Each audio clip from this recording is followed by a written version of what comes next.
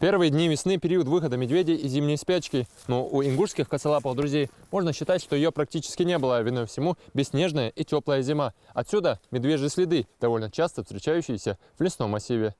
Отпечатки лап незваного гостя обнаружили местные егеря. Судя по ним, хищник выбрался на поляну и после скрылся в глубине леса. И все бы ничего, но опушка находится в непосредственной близости от жилой местности. Медведь тоже стал бродить.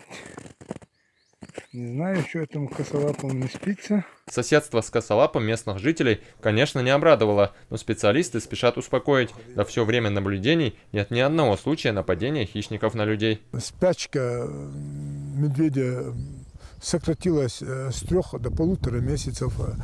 Есть медведи, которые вообще и на спячку не уходили. Они питаются остатком осенних кормов. Особо осторожными следует быть собирателем черемши. Медведи – не единственные хищники, с которыми можно встретиться в лесу. Снег ушел, но все равно продавленные копытцы кабана, вот следы вот остались.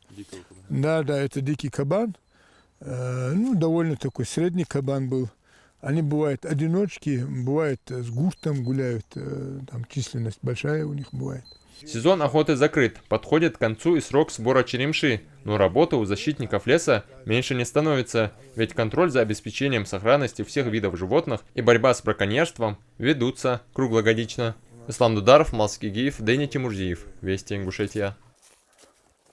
А здесь вот проходили